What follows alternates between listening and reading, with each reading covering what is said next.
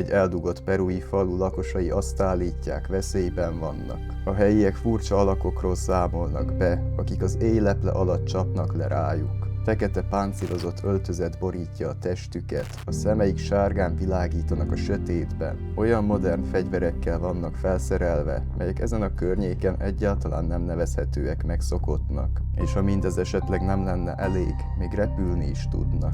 És hogy mi a céljuk? Emberi belső szervek begyűjtése és az áldozataik arcának lefejtése koponyájukról. A rendőrség természetesen nem hitte el a történeteket, a katonaság tehetetlennek bizonyult. A falusiak pedig szentül meg vannak győződve róla, hogy olyan lények ellen vívnak háborút, melyeket rajtuk kívül senki más nem lát.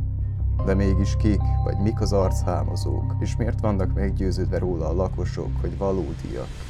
Üdvözöllek a sötét körben. A mai videóban talán az utóbbi évek egyik leghátborzongatóbb esetét hoztam el nektek. Az úgynevezett perui Los Pelicarasok, amit magyarra talán a legjobban arcszámozókra lehetne lefordítani. Vajon csak tömeghisztéria ez az egész, vagy az őslakosok valóban valamiféle természetfeletti erővel állnak szemben? Nem is húzom tovább a szót, nézzük meg együtt, hogy mégis mi ez az egész.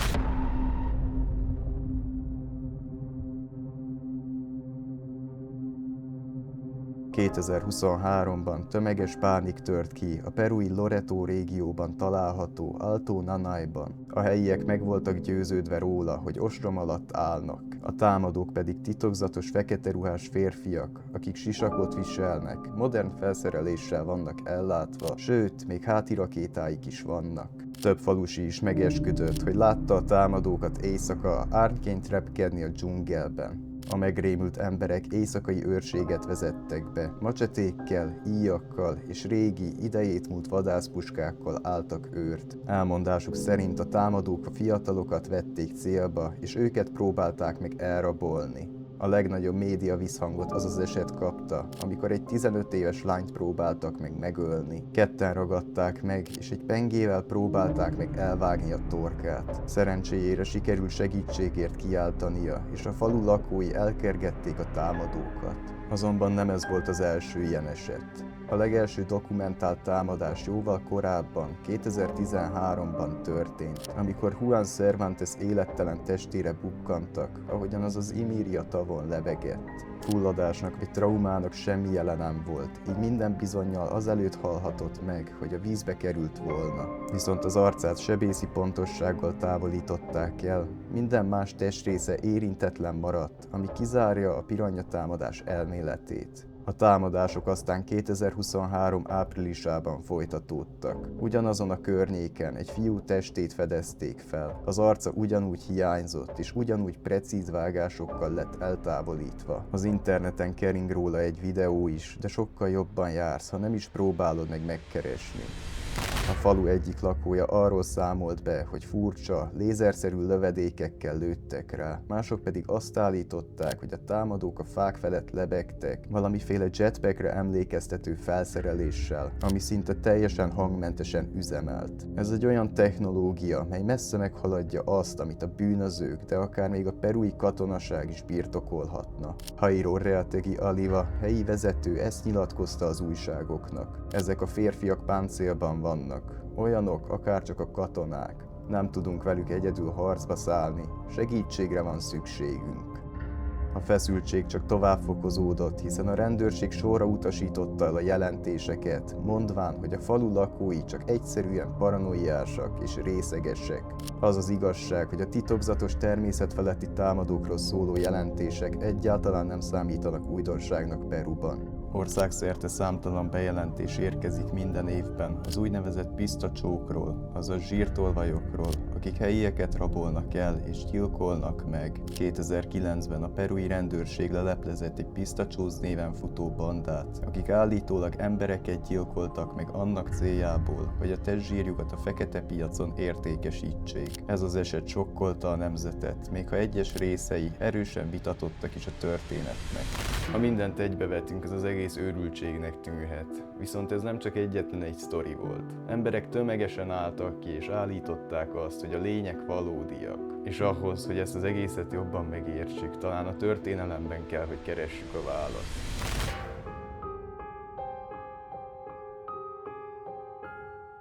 Az archámozók legendája igazából egyáltalán nem új keletű dolog. Peruban és az Andokban évszázadok óta él már a pisztacsó története. Ez a népi szörnyeteg állítólag egy fehér kívülálló, gyakran egy pap vagy orvos szerepében, aki a helyiekre vadászik, hogy ellopja a zsírjukat, a vérüket vagy a bőrüket. Ez bár elsőre kicsit rasszistának tűnhet, valójában nagyon jó ok volt rá, hogy a legenda megszülessen. A pisztacsó történetek egészen az 1500-as években történt spanyol hódításig vezethetők vissza, amikor a gyarmatosítók vagy rabszolgasorra, vagy a halálba kényszerítették az őslakosokat munkaerő és erőforrások miatt. Az emberi zsír és bőr a kizsákmányolás szimbólumává vált, kívülállók általi idézőjeles elfogyasztás jelképévé. Antropológusok megállapították, hogy a pisztacsó legendák válsághelyzetekben bukkannak fel leginkább. Az 1980-as években Peru belső konfliktusa során az elszigetelt faluk lakói mind a katonákat, mind a terroristákat azzal vádolták meg, hogy valójában pisztacsók. 2009-ben a legenda újra szárnyra kapott, amikor a perui hatóságok bejelentették egy banda letartóztatását, mely állítólag embereket gyilkolt meg annak céljából, hogy a zsírjukat a fekete piacon európai kozmetikai cégeknek adja el. A történetet később leleplezték, sok részlet csupán csak kitaláció volt, viszont a kár már megtörtént.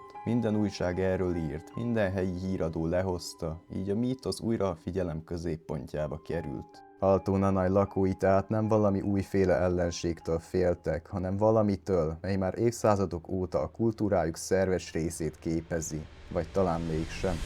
Amikor egy tínédzser csupa véresen tér haza, és azt állítja, hogy páncélos férfiak próbálták meg lenyúzni az arcát, az a közösség számára egyáltalán nem vicc volt, hanem egy olyan rémálomnak a megerősítése, ami még az ő nagyszüleiknél is idősebb volt. És bár a történelem hasznos kulcsként szolgál arra, hogy jobban megértsük a történetet, sajnos nem ad választ mindenre. Ehhez meg kell, hogy vizsgáljuk a modern elméleteket is.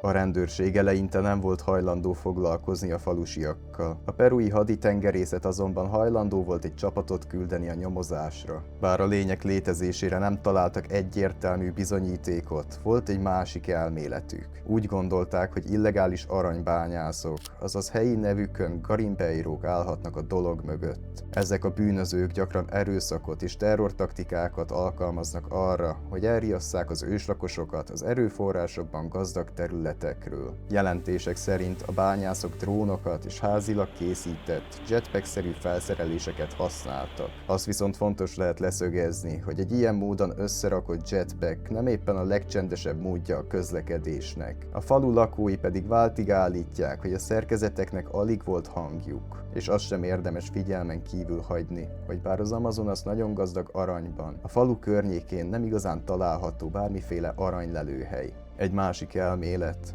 emberkereskedelem. Sokaknak nem jelent újdonságot, ha azt mondom, a perui Amazonas a bűnszervezetek melegágya, melyek embereket és szerveket csempésznek. A szervkereskedelemmel kapcsolatos pletykák pedig mélyen összefonódnak a pisztacsó legendákkal, ami csak tovább táplálja a félelmet, hogy a támadók haszonszerzés céljából követték el a támadásokat. Aztán pedig kihagyott zicser lenne pont a földön kívüli teóriát figyelmen kívül hagyni. A szemtanúk olyan technológiákról számoltak be, melyek emberek számára a tudomány mai állása szerint elérhetetlennek tűnhetnek. A támadók a levegőben közlekedtek, a szemeik sárgán izzadtak, és lézerszerű lövedékekkel támadtak a falusiakra. Amikor a közösségi média is felkapta az esetet, elkezdődtek a találgatások. Vajon idegenek gyűjtenek be embereket kísérletek céljából az Amazonasban, és a kormány próbálja mindezt eltusolni? Vagy csak a TikTok és a szenzációhajhász média által felerősített hisztéria volt az egész? A tömeghisztéria egyáltalán nem idegen dolog az elszigetelt, stresszes, elzárt közösségekben. Ha ehhez még hozzáadjuk a rossz kommunikációt, a hatóságokkal szembeni bizalmatlanságot és az évszázados hiedelmeket, már meg is van a tökéletes recept a történethez. Viszont Alto Nanay lakói sosem hátráltak meg. A katonai járőrözés befejezte után is azt állították, hogy a támadók visszatértek. Számukra ezek a lények nem csak mítosz voltak, hanem valóság, és szerintük még mindig léteznek. Vajon bányászok voltak? Csempészek?